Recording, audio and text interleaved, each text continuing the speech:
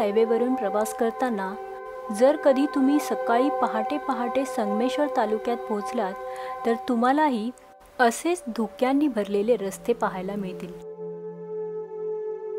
अरवली गरम पाण्याच्या कुंडापासून 7 ते 8 किलोमीटर अंतरावर मुंबई गोवा हायवेला लागून असलेले दुसरे गरम पाण्याचे कुंड हे तुरळ येथे आहे। तुरळ येथील गरम पाण्याच्या कुंडाकडे जाण्यासाठी हायवेलाच आपल्याला एक हॉटेल दिसेल। श्रम साफल्य हॉटेल म्हणून एक हॉटेल आहे। या हॉटेलच्या समोरच आपल्याला मंदिर आणि गरम पाण्याच्या कुंडाकडे जाणारी वाट दिसेल। आत्ताच आपण अरवली गरम पाण्याच्या कुंडाकडून आलो आहोत आणि आता आपण पुढे आल्यावर आपल्याला हा दुसरा गरम पाण्याचा कुंड दिसतंय। हा गरम पाण्याचा कुंड तुरळमध्ये आहे। हे गरम पाण्याचं कुंड देखील मुंबई गोवा हायवेवर आहे। तर आणि इथे देखील शंकराचं मंदिर आहे, केदारनाथ मंदिर आहे। तर आपण पाहूया। संगमेश्वर स्टेशन पासून 6 किलोमीटर अंतरावर हे गरम पाण्याचं कुंड आहे। हे केदारनाथ मंदिर इकडच्या ग्रामस्थांचे ग्रामदैवत आहे। मंदिराच्या बाहेर आपल्याला काही भग्नावस्थेत या जुन्या मूर्त्या पाहायला मिळतात आणि याचबरोबर इथे काही सतीशिळा पण ठेवलेल्या आहेत। ही आहे एक सतीशिळा।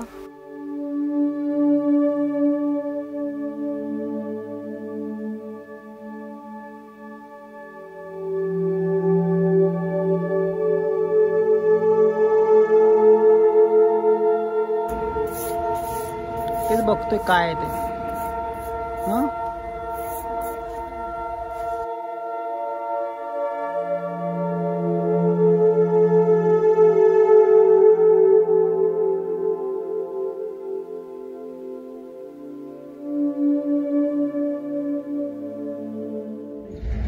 हायवेवरून थोडंसं पुढे चालत आल्यावर केदारनाथचं मंदिर आहे आणि या मंदिराच्या बाजूलाच पुरातन काळातलं हे शंकराचं मंदिर आहे।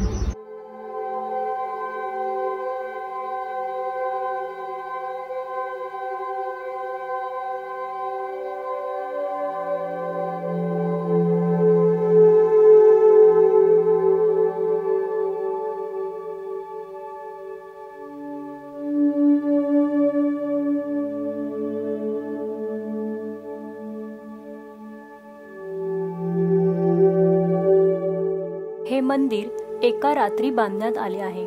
या मंदिराच्या बांधकामावरून आपल्याला एक गोष्ट लक्षात येते। हे मंदिर दगडाच्या साहाय्याने उभं केलं आहे आणि या दगडांना कुठेही सपोर्ट नाहीये। एकावर एक दगड ठेवून हे मंदिर बनवलेलं आहे आणि या मंदिराचं बांधकाम बघितल्यावर लक्षात येतं की हे मंदिर अर्धवट आहे। तर या मंदिराचं काय वैशिष्ट्य आहे याची माहिती आपण घेऊया।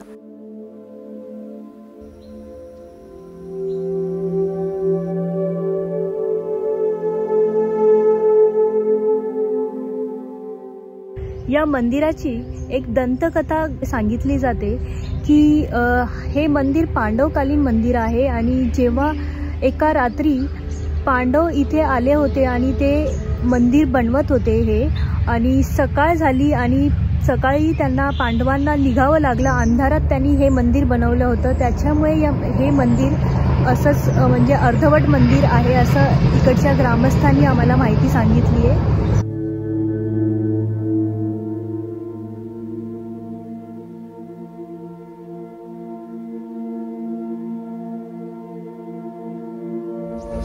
खंडो असतात ना त्या टाइमात त्यापूर्वी त्या लोकांनी एका रात्री बांधले। एका रात्री अच्छा 5 खंडो होते ना त्या रात्री कोंबडा अरवायच्या आधी मांग बघा कोंबडावर 4 वाजता तेव्हा ती तिथून निघून गेली। तेव्हा ते अर्धवट झालं का।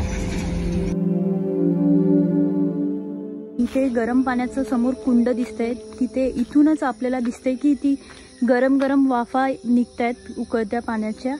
तर आपण आता तिथे जाऊन जवळ बघूया। हे आहे तुरळ येथील गरम पाण्याचं कुंड आणि इथे आपण बघू शकतो इथे आपल्याला पाणी दिसतंय ते उकळताना एकदम आणि त्याची वाफा येताना आपल्याला दिसतायत। तर हे बघा तुम्हाला मी दाखवते।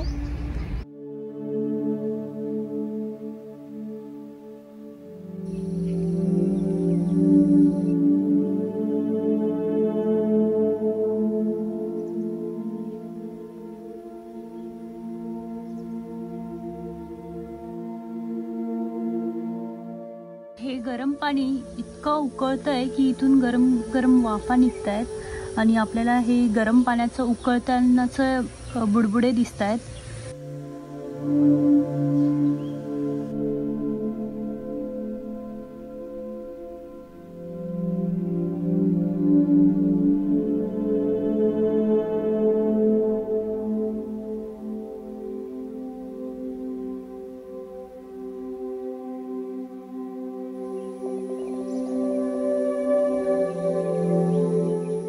आत्ताच आपण बघितलंय त्या गरम पाण्याच्या कुंडामध्ये उकळतं पाणी बघितलं, तर त्या आतमधूनच एक पाणी इथे बाहेर पडतं आणि इथे पण तुम्ही बघू शकता इथे पूर्ण जे झाडं वगैरे आहेत ते गरम पाण्यामुळे विरघळून गेलेली आहेत.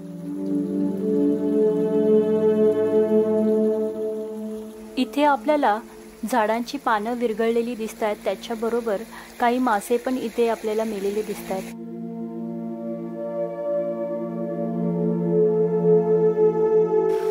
हे गरम पाण्याचे झरे निसर्ग निर्मित आहे.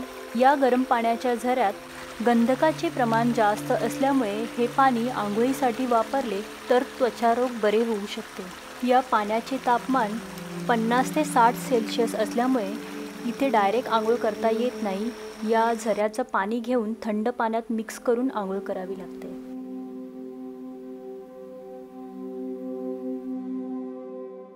संगमेश्वर तालुक्यात बरेच गरम पाण्याचे झरे असल्यामुळे हा परिसर धुक्यांनी भरलेला असतो. जर तुम्हाला पण असे धुक्यांनी भरलेले परिसर पाहायचा असेल तर तुम्ही पण इथे सकाळी सकाळी या ठिकाणी भेट देऊ शकता.